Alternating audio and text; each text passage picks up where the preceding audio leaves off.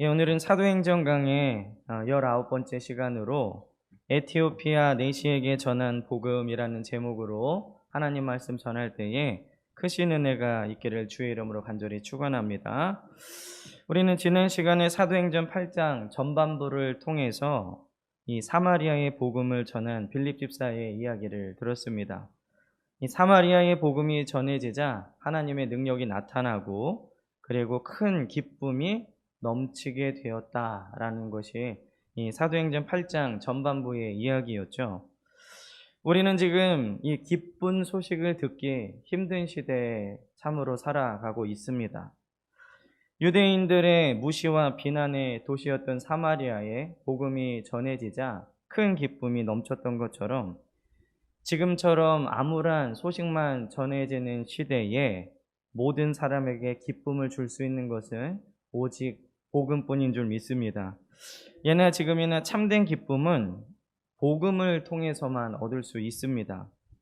오늘 우리가 읽은 본문은 이 사마리아 전도를 마친 빌립을 통해서 이 에티오피아 내시가 예수님을 영접하고 주의 자녀가 되는 과정을 기록하고 있죠.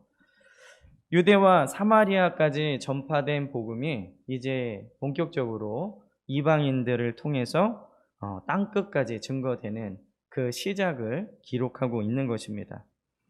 오늘 우리도 빌립과 같이 복음의 일꾼이 되어서 이 암울하고 기쁨이 없는 곳곳에 주의 복음으로 기쁨을 전할 수 있는 저와 여러분들 되시기를 주의 이름으로 간절히 축원합니다. 그렇다면 오늘 본문을 통해 우리가 받을 은혜는 무엇이냐? 첫째는 성령의 음성을 들은 빌립입니다.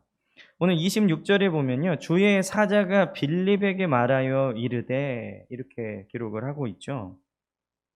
이 사마리아 전도를 마친 빌립에게 하나님께서는 주의 사자를 통해 말씀하시고 이 남쪽으로 가라, 그쪽 가사로 가는 길로 가라라고 명령하시는데 그 길은 광야입니다.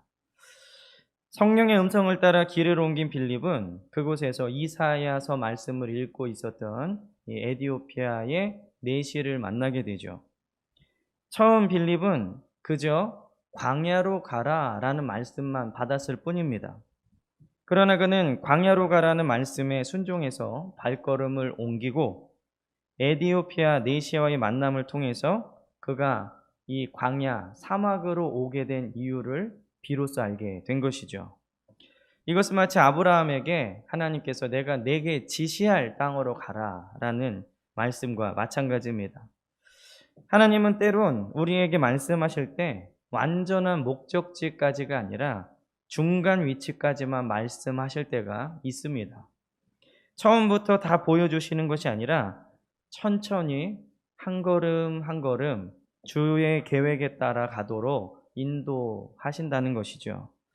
그런데 우리는 그 한 걸음 한 걸음 그 인내의 시간을 참지 못하고 답답해하는 경우가 많이 있습니다. 차라리 광야에서 누구를 만나고 어떤 일이 일어날 거니까 뭐를 해라, 이렇게 명확하게 말씀해 주시면 좋은데 하나님은 우선 광야로 가라 이렇게까지만 말씀하신다는 것이죠. 여기에 우리의 믿음과 순종이 필요한 순간입니다. 광야로 왜 가야 하는지 모르지만 빌립은 순종하고 광야로 떠났습니다. 그리고 광야에 도착해서 이 에티오피아 내시를 만나고 나서야 드디어 그 이유를 알게 된 것이죠. 우리도 이런 광야로 가라와 같은 말씀의 종류를 이해하기 위해서는 광야에 도착해 봐야 그 이유를 알 수 있습니다. 아브라함이 지시할 땅으로 가라, 그래서 그 지시할 땅을 향해 출발했을 때에 그 하나님이 지시한 땅이 가나안 땅이었다는 것을 알게 된 것은 그 명령에 순종했기 때문에 그렇습니다. 주의 명령이 당시에는 깨달아지지 않고 하나님이 어떤 계획이 있으신지 모를 수 있죠. 그러나 명령하신 그곳에 순종하여 도달하게 되면 비로소 그 뜻을 알게 되는 것이죠. 그렇다면 우리는 어떻게 이 빌립처럼 하나님의 인도하심을 받으면서 살 수 있을까요? 첫째는 주의 음성을 들어야 합니다.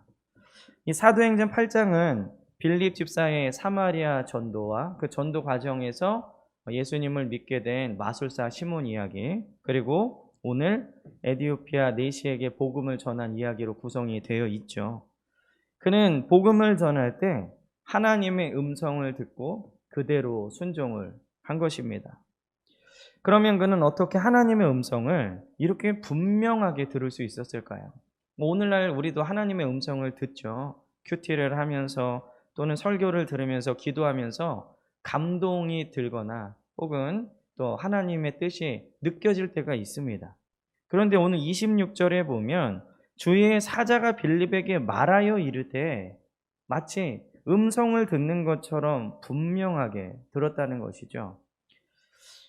어떻게 하면 이렇게 빌립처럼 우리가 분명한 하나님의 음성을 들을 수 있을까? 이 사도행전 6장 3절에 보면요. 형제들아 너희 가운데서 성령과 지혜가 충만하여 칭찬받는 사람 7을 택하라. 우리가 이 일을 그들에게 맡기고 그는 성령과 지혜가 충만한 사람이었습니다. 이 성령과 지혜가 충만했기 때문에 주의 음성을 분명하게 들을 수 있었던 것이죠. 즉 우리가 성령이 충만하면 충만할수록 주의 음성은 분명하게 들려지고 그렇지 않으면 희미하게 들리거나 혹은 들리지 않는다는 겁니다.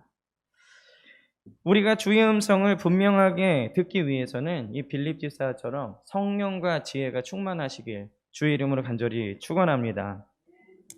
이 성령 충만이 무엇이냐, 지혜가 무엇이냐, 이거는 워낙 내용이 길기 때문에 오늘 자세히는 말씀드릴 수는 없고, 그냥 성령 충만한 것은 여러분들이 내가 성령께 얼마나 소유되었나, 내 안에 성령의 은사가 얼마나 있나가 아니라 내가 얼마만큼 성령의 소욕을 따라 성령의 이 소유된 사람인가. 그리고 이 지혜가 충만한 것은 하나님을 잘 경외하는가, 이것으로 알 수 있는 것입니다. 하나님의 인도하심을 받는 삶은 이 성령과 지혜가 충만하여 주의 음성을 분명히 듣는 사람들에게 일어나는 것임을 여러분들이 기억하시고, 이 성령과 지혜가 충만하셔서 주의 음성을 듣는 저와 여러분들 되시길 주의 이름으로 간절히 축원합니다. 또 빌립이 하나님의 인도하심을 받는 삶을 살았던 두 번째 이유는 주의 말씀에 순종했기 때문에 그렇습니다. 이 빌립은 하나님의 가라고 하는 광야를 오늘 27절 보면은 일어나 가서 보니 이렇게 기록을 하고 있죠. 묻지도 않고 일어나서 바로 갔습니다. 음성을 듣고 바로 일어났다는 것이죠. 뭐 민기적 되거나 이렇게 뒤로 미루지 않았다는 겁니다. 당장 이해가 되지 않아도 성령의 음성이기 때문에 발걸음을 바로 옮긴 것이죠. 순종은 가라는 곳까지만 가면 되는 것입니다. 광야로 가라고 하면 광야로 가면 되는 것이죠. 우리는 순종이 우리에게 얼마나 큰 복을 가져다 주는지 반드시 알아야 됩니다. 순종으로 인해 얻는 복은 어마어마한 것이죠. 아브라함이 순종했을 때 비로소 믿음의 조상이 되었습니다. 순종이 제사보다 낫다라는 이 말씀을 아는 것도 중요하지만 더 중요한 것은 순종을 하는 것이 가장 중요한 것이죠. 하나님은 광야로 가라는 말씀에 순종하는 사람들에게 그 다음 계획을 보여주십니다. 그러므로 우리 사랑하는 베델교회 성도님들은 순종으로 하나님을 기쁘시게 해드리고 순종으로 인한 복이 충만하게 임하시기를 주의 이름으로 간절히 축원합니다. 오늘 이 빌립이 하나님의 인도하심을 받는 삶을 살 수 있었던 세 번째 이유는 계속해서 주를 위해 살았기 때문에 그렇습니다. 오늘 빌립 집사는 갑자기 광야로 인도함을 받은 게 아니죠. 이전 교회의 사도들의 사역을 위해서 7명을 이렇게 새로 뽑았는데, 사도들이 말씀 전하는 것과 기도에 전념하기 위해서 이 구제하는, 과부들을 구제하는 일에 공백이 생기지 않기 위해서 이 7 집사를 세웠는데 그 일을 잘 감당했습니다. 그리고 또 8장에 나온 것처럼 사마리아의 복음을 전하고 오늘 40절에 보면은 이 에디오피아 내시를 만나고 난 뒤에도 계속해서 복음을 전하고 이 가이사라에 이르렀다.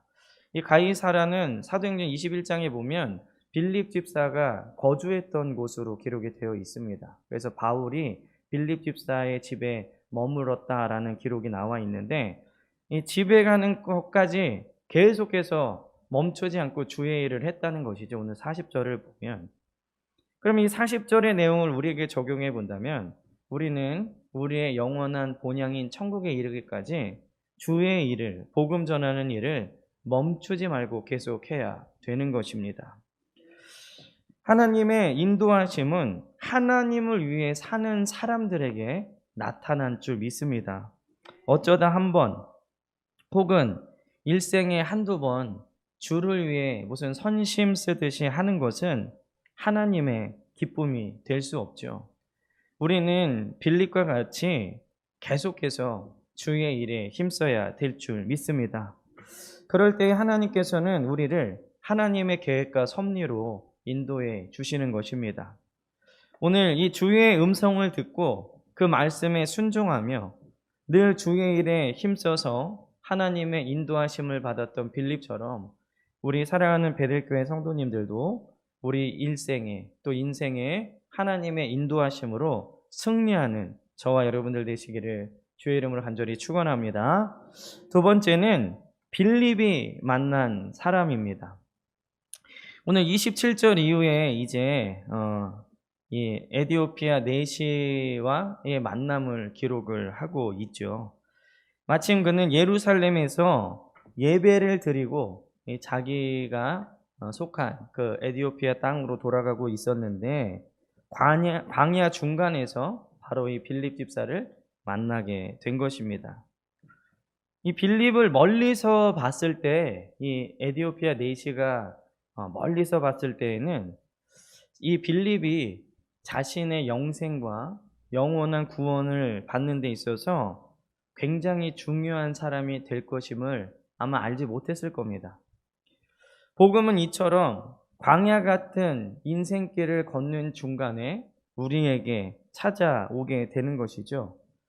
멀리서 봤던 빌립은 이 내시에게 크게 의미가 없는 사람이었습니다. 당시 흔하게 있었던 광야에 순례를 하는 어떤 순례자 중에 한 명이거나 혹은 거처 없이 떠도는 집 없는 사람이다라고 생각했을 수도 있죠. 그러나 빌립을 통해 자신의 삶에 어마어마한 일이 일어나게 됐음을 알게 되었을 때 빌립은 더 이상 이 내시에게 평범한 의미의 사람이 아닌 것이죠. 이 마찬가지로 복음이 우리의 삶을 변화시키고 우리에게 놀라운 구원과 영생을 주는 참된 생명이란 것을 알게 된다면 더 이상 복음을 멀리서 지켜만 보고 있지는 않게 된다는 것입니다. 그렇다면 이 에티오피아 내시는 어떻게 빌립을 만나서 참된 기쁨을 누리게 되었는가? 첫째는 그는 예배를 드리고 돌아가는 길이었습니다. 27절에 보면 일어나 가서 보니 에티오피아 사람 곧 에티오피아 여왕 간다게의 모든 국고를 맡은 관리인 네시가 예배하러 예루살렘에 왔다가 이렇게 기록을 하고 있죠. 이방인인데 에티오피아 사람인데 아프리카 지역에 있는 사람인데 예루살렘에 예배하러 왔다가 돌아가는 길이었습니다. 이 27절을 보면요, 이 에티오피아 내시는 유대교로 개종한 사람인 것을 알 수 있죠.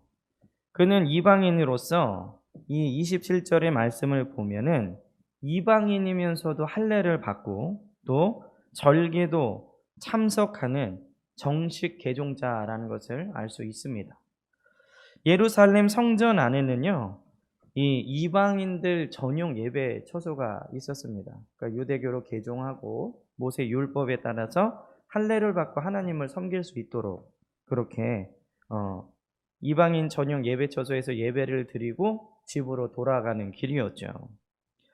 아프리카에 위치한 이 에티오피아인이 어떻게 이스라엘의 하나님을 믿게 되었는지에 대해서 많은 의견들이 있지만 그 중에 하나가 이 솔로몬을 만나러 왔던 이 시바 여왕 시대 이래로 이 나라는 하나님에 대해서 알게 됐고, 또 이 시바 여왕의 수행원 중에 한 사람으로 왔던 네시의 조상들이 후손에게 예루살렘에 대해서 또 하나님에 대해서 전해서 이렇게 그 믿음이 내려왔다라고 말하는 사람들이 있습니다.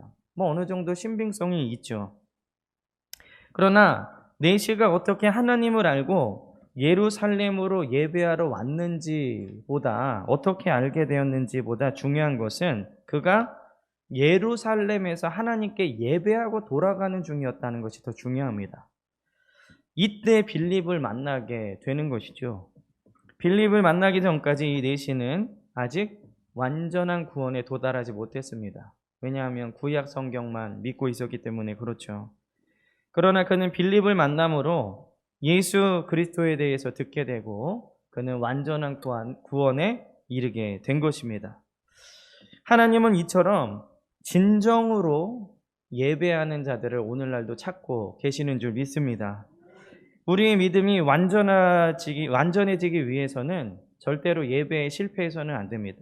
특별히 내가 주일 예배를 어떻게 드리고 있는가를 보면 지금 내가 예배를 어떻게 드리고 있는지 알 수 있다는 것이죠.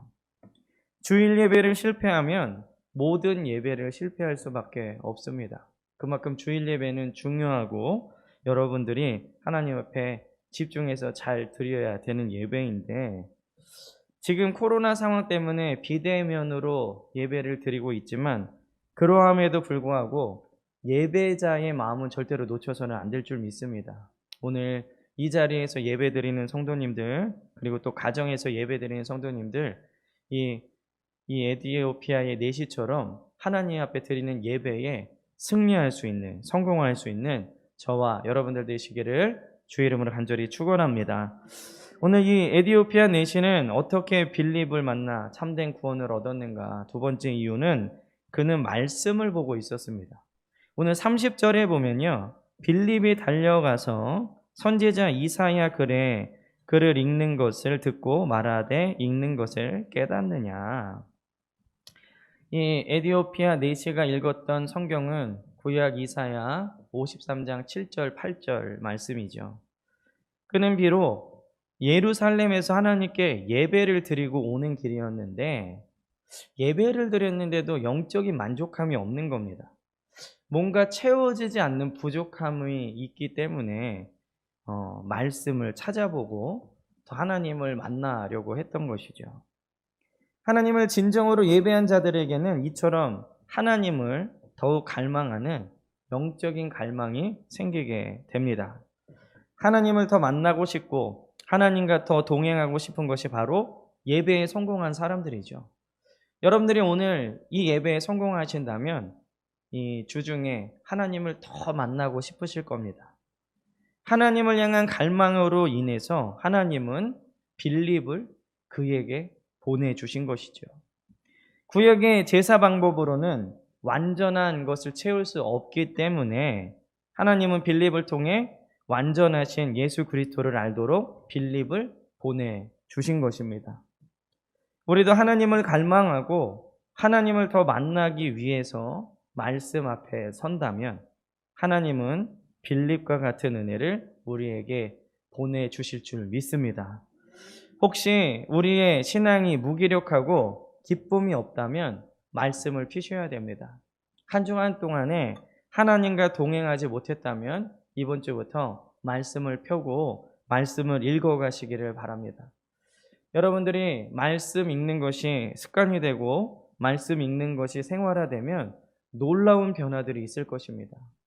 매일매일 빌립처럼 하나님의 뜻을 깨달아서 이 악하고 힘든 세상에서 주의 뜻을 따라 믿음으로 사는 방법을 반드시 배우게 될 것입니다. 그러므로 우리 사랑하는 베델교회 성도님들은 말씀 앞에 서십시오. 무슨 내용인지 잘 이해가 안 되더라도 말씀을 펴고 읽어가십시오. 그러면 어느 순간 어떤 한 단어가 여러분들의 마음과 생각을 때릴 것입니다. 그럼 그 말씀을 붙들고 살아가는 거죠.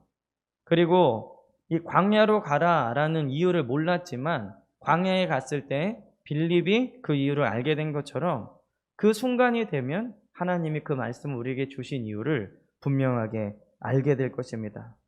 우리 사랑하는 베들교회 성도님들, 너무나 힘든 시기입니다.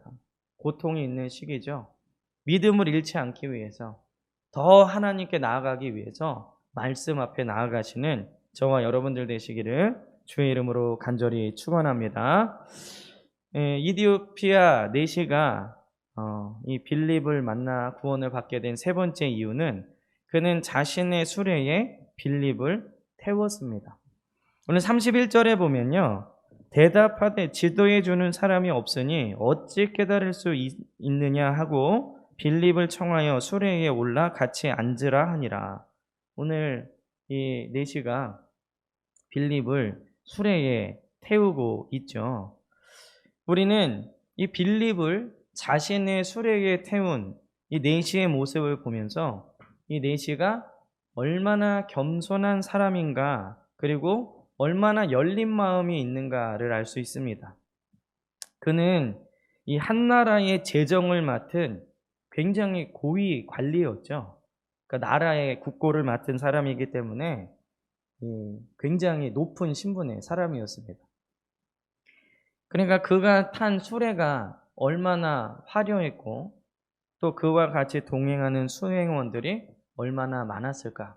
딱 멀리서 봐도 귀족이거나 높은 사람이구나 라는 걸 알 수 있을 그러한 위치에 있던 사람입니다. 근데 그런 그가 진리에 대한 갈급함을 가지고 광야에 초라한 순례자로 보이는, 행색이 초라한 빌립을 그 옆자리로 초청한 것이죠. 또한 그는 한 나라의 높은 관직에 있으면서 34절에 보면 이렇게 얘기하죠. 그 내시가 빌립에게 말하되 청하건대 내가 묻노니 선지자가 이 말한 것이 누구를 가리킴이냐, 자기를 가리킴이냐, 타인을 가리킴이냐. 높은, 그리고 이 권력이 있는 사람임에도 불구하고 나는 모르니까 가르쳐달라. 자신의 무지를 솔직하게 내놓을 수 있는 사람이었습니다. 겸손하고 열린 마음이고, 그리고 나는 이거 몰라 라고 말할 수 있는 사람이었다는 것이죠. 이 에디오피아 내시가 봤을 때 빌립은 낯선 타국인이죠. 행색이 초라한 빌립에게 한 나라의 높은 관직에 있는 사람이 나는 이거를 모르니 알려달라, 그러니까 내 수레에 타라, 이렇게 말하는 게 쉽지 않습니다. 고위직 대 고위직, 정상 대 정상이 만나는 게 아니라 높은 사람이 광야에 그냥 초라하게 지나가고 있는 사람을 수레에 태운 것이죠. 이 내시는 빌립의 겉모습을 보고 판단하지 않은 것입니다. 하나님의 말씀에 대한 갈급함이 있기 때문에 그것을 배우고자 하는 겸손함과 열린 마음이 있었다는 것입니다. 그런 그의 성품이 하나님의 말씀과 은혜를 더 받도록 빌립을 수레에 태울 수 있었죠. 만약에 이 내시가 자신의 어떤 권력이나 위치를 생각하고 빌립을 상대하지 않았거나 자기 수하에 있는 사람들에게 돈이나 몇 푼 주고 보내라 이렇게 교만했다면 이러한 놀라운 구원의 기회는 없었겠죠. 혹은 하나님의 말씀을 더욱 알고자 하는 영적인 갈망이 없었다면 이런 은혜는 없었을 것입니다. 그러므로 우리도 우리 인생의 수레에 빌립을 태워야 될 줄 믿습니다. 빌립은 반쪽 복음만 알고 있었던 내시에게 완전한 구원의 복음을 전해준 사람이죠. 마찬가지로 우리 인생의 수레에 빌립을 태워야 된다라는 의미는 완전한 하나님의 은혜를 우리 인생의 수레에 태우고 같이 가야 된다는 얘기입니다.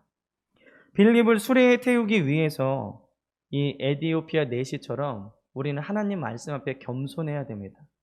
나의 의를 자랑하는 것이 아니라 나의 죄악과 연약함을 늘 하나님께 아뢰고 하나님이 말씀하시는 것에 대해서 순종할 수 있는 겸손한 자세가 필요한 것이죠. 그리고 자신의 무지를 솔직하게 고백한 내시처럼 하나님 앞에 안 되는 것, 부족한 것, 그것을 솔직하게 아뢰는 겁니다. 우리 그럴 때에 기도의 응답을 받을 수 있는 것이죠. 힘들 때 하나님께 말하지 않고 내가 버틸 수 있는 것처럼 하는 것은 진정한 그리스도인의 모습이 아니라는 겁니다. 그리고 이 내시처럼 겉모습으로 판단하지 않는 것이죠.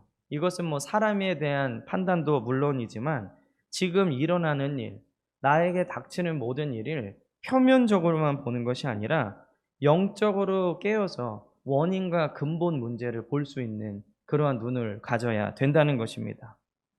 그러므로 우리가 겸손할 때 하나님의 말씀과 은혜를 우리의 인생에 태울 수 있는 줄 믿습니다. 사랑하는 우리 성도님들 인생의 수레에 하나님의 은혜를 가득 실을 수 있는 귀한 성도님들이 되시기를 주의 이름으로 간절히 축원합니다. 마지막으로는 이 복음을 전한 빌립입니다. 오늘 35절 이후에 보면은요, 빌립이 이제 예수님에 대해서 이 에디오피아 내시에게 복음을 전하는데, 빌립이 입을 열어 이 글에서 시작하여 예수를 가르쳐 복음을 전하니, 예수를 가르쳐 줬다라고 이렇게 기록을 하고 있죠. 빌립은 이사야의 글을 접촉점으로 삼아서 예수 그리스도의 복음을 전하게 되는 것입니다. 빌립은 철저하게 성령의 인도에 순종했기 때문에 유대인으로서 경계를 넘어서 사마리아의 복음을 전했고요. 그리고 이방인인 에디오피아 내시에게까지 복음을 전했습니다. 이렇게 빌립이 전한 복음을 들은 내시는 어떻게 했느냐? 첫째는 그는 즉각적으로 세례를 받았습니다. 이 36절에 보면요, 길 가다가 물 있는 곳에 이르러 그 내시가 말하되 보라 물이 있으니 내가 세례를 받음에 무슨 꺼리낌이 있느냐, 이렇게 기록을 하고 있죠. 빌립이 전한 복음을 듣고 내시는 세례를 받아야 되겠다라는 마음이 갑자기 생기게 된 것입니다. 이 벼락같이 생긴 마음은 어디서 왔을까요?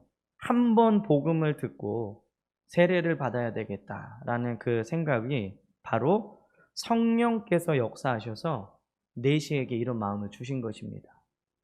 복음은 빌립이 전하였지만 내시의 마음은 성령께서 변화시키신 것이죠. 그러므로 우리가 복음을 전하는 사람들을 위해 반드시 기도해야 될 것이 바로 이것입니다. 성령께서 역사해 주십시오 라고 기도해야 됩니다. 혹시 여러분들이 이 전도 대상자가 있다면 예수님 믿게 해주십시오. 그의 마음이 열리게 해주십시오. 말씀을 듣게 해주시고 교회에 나오게 해주십시오. 훌륭한 기도지만 가장 먼저 기도해야 할 것은 성령님이 역사해 주셔서 그 마음을 바꿔주십시오 라고 기도해야 됩니다. 성령님이 역사하셔야 복음의 말씀을 듣고 세례받을, 구원받을 마음이 생기는 것이죠. 우리 자녀들을 위해 기도할 때도 마찬가지입니다. 우리 자녀들이 성령 받도록 그 마음을 변하게 해달라고.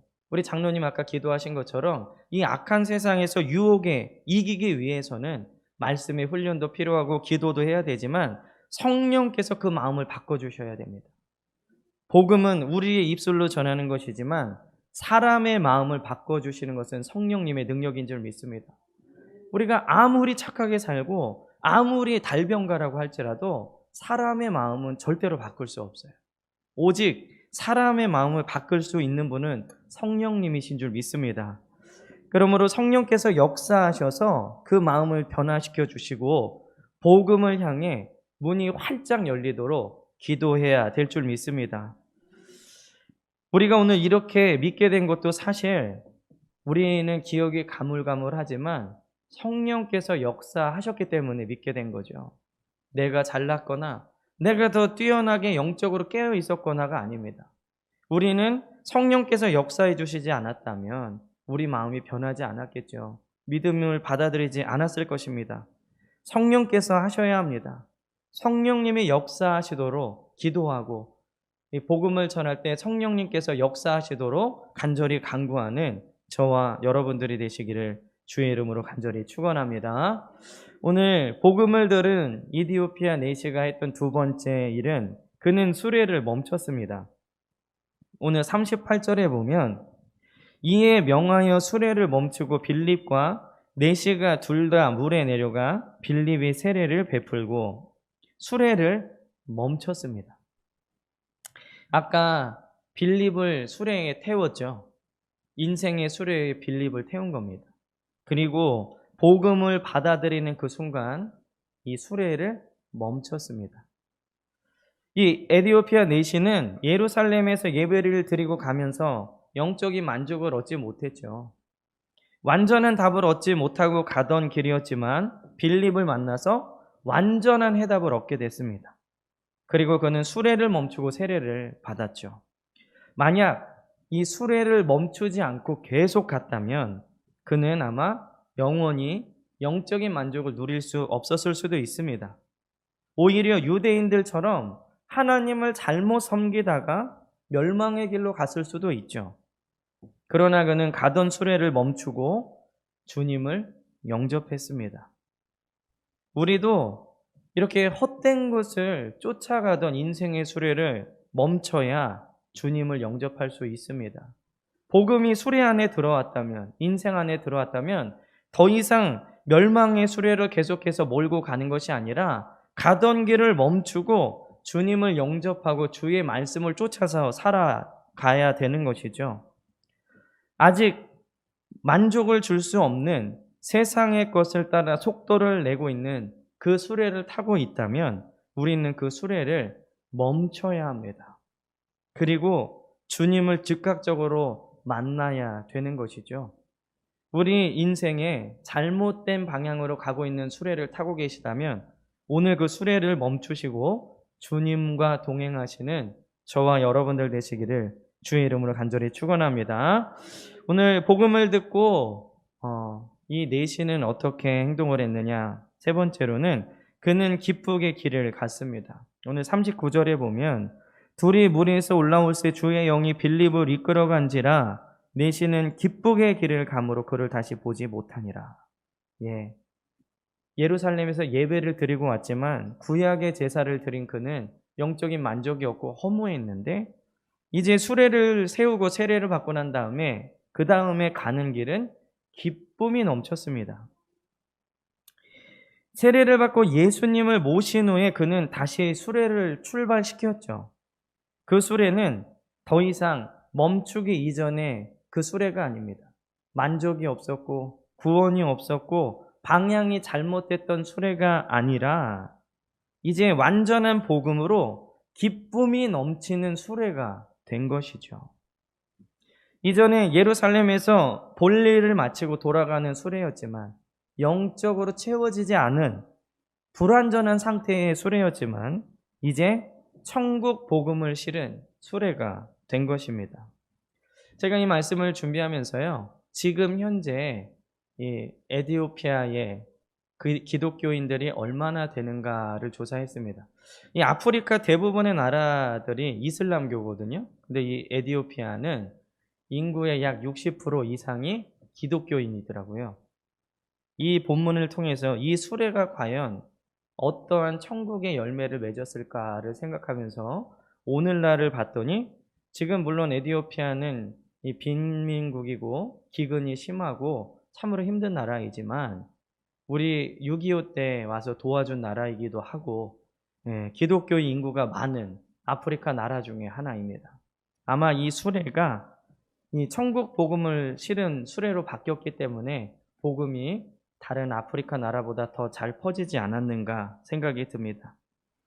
이처럼 기쁨이 넘치는 수레가 되려면 위에서 살펴보았듯이 성령의 역사와 그리고 이전까지 달리고 있었던 옛 수레를 멈춰야 된다는 것이죠. 그리고 예수 그리스도의 복음을 싣고 다시 출발해야 됩니다. 이제 이 수레는 복음의 기쁨을 싣고 선교를 떠나는 수레가 된 것이죠. 아직 세상에는 멸망과 불만족의 수레를 타고 헛된 곳을 향해 가는 많은 사람들이 있습니다. 그렇기 때문에 우리는 새롭게 변화된 수레를 타고 복음을 전하는 주의 일꾼들이 되어야 될 줄 믿습니다. 이 코로나가 언제 끝날지 모르지만 그리고 이 고난이 이것으로 끝이 아니라 계속되는 어떠한 마지막 때의 징조라면 우리는 굳건한 믿음을 갖고 복음 전하는 데 최선을 다해야 될 줄 믿습니다. 모든 에너지와 힘을 복음 전하는 데 써야 됩니다. 선교하는 데 써야 됩니다. 그래서 주님 오실 때에 주님께 충성된 종이다 칭찬받는 주의 종들이 되어야 됩니다. 오늘 우리 사랑하는 베델교회 성도님들 인생의 수레에 주님을 모시고 복음을 전할 수 있는 그러한 저와 여러분들이 되시기를 주의 이름으로 간절히 축원합니다.